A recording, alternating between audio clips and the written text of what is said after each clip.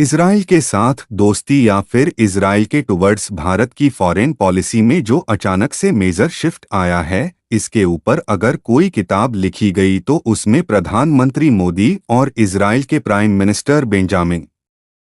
Netanyahu का नाम सुनहरे अक्षरों में लिखा जाएगा, क्योंकि इन दोनों लीडर्स ने इजराइल और भारत को क्लोज लाने के लिए जितने एफर्ट्स और प्रयास किए हैं, उतने इससे पहले दोनों देशों के इतिहास में पहले कभी नहीं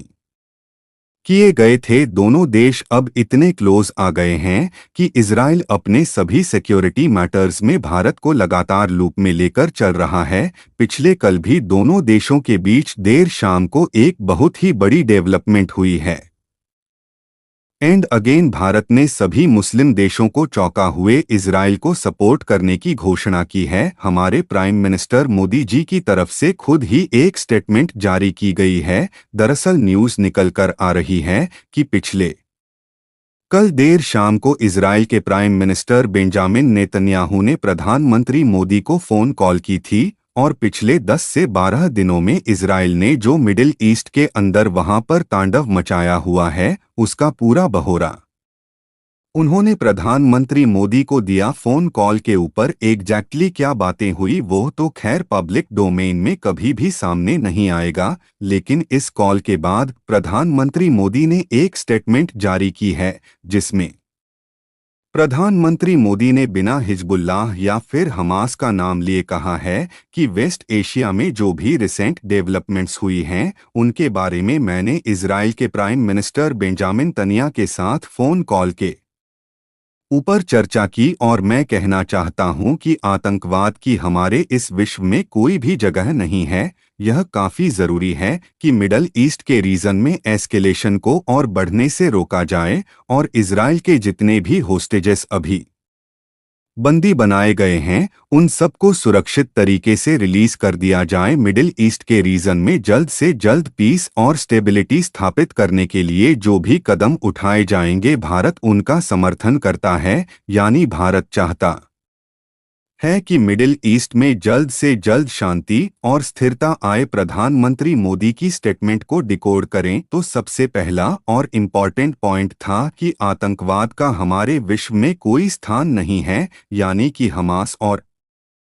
हिजबुल्लाह जैसे आतंकी संगठनों का आज की दुनिया में कोई काम नहीं है और उनके ऊपर जितना भी स्ट्रिक्ट एक्शन लिया जाए वो भी कम है। उसके बाद प्रधानमंत्री मोदी ने कहा कि होस्टेजेस को जल्द से जल्द रिलीज किया जाए, यानी कि हमास ने आज की डेट में जितने भी इजरायली नागरिकों को बंदी बनाकर रखा हुआ है, भारत ने कॉल दी है, उन सबको रिलीज किया जाना चाहिए। और एंड में प्रधानमंत्री मोदी ने ऐड किया कि मिडल ईस्ट में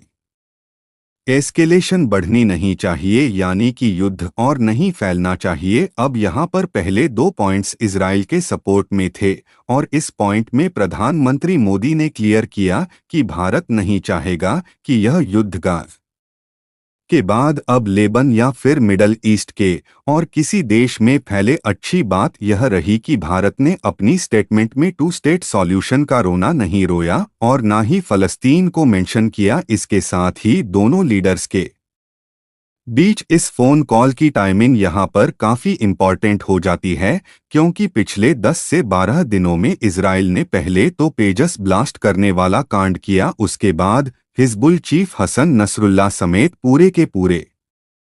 हिजबुल्लाह के कैड्स को भतर्रों की तरफ रवाना कर दिया। अब देखा जाए तो इजराइल के प्राइम मिनिस्टर की सबसे ज़्यादा इंटरेक्शंस होती है अमेरिका के प्रेसिडेंट के साथ, लेकिन अमेरिकन प्रेसिडेंट जो बाइडेन के बाद बेंजामिन नेतन्याहू ने सबसे ज़्यादा फ़ोन कॉल्स कन्वर्सेशन की है फ्रेंच प्रेसिडेंट इमानुएल मैक्रोन के साथ, और उसके बाद हैं भारत के प्राइम मिनिस्टर नरेंद्र मोदी जी के साथ। 7 अक्टूबर वाले हमले के बाद अभी तक दोनों लीडर्स 5 बार आपस में फ़ोन कॉल के ऊपर कन्वर्सेशन कर चुके हैं। बीच में मार्च महीने में भारत के national security adviser Ajit Doval sir Israel भी गए थे और जो हमारे विदेश मंत्री जयशंकर सर और इजराइल के फॉरेन मिनिस्टर इजराइल कार्ड्स के बीच कन्वर्सेशन और मीटिंग्स होती हैं, उनको तो अभी हम कंसीडर ही नहीं कर रहे हैं। कहने का मतलब है कि इजराइल और भारत इस समय इतिहास में सबसे क्लोज आ गए हैं। आई होप कि ये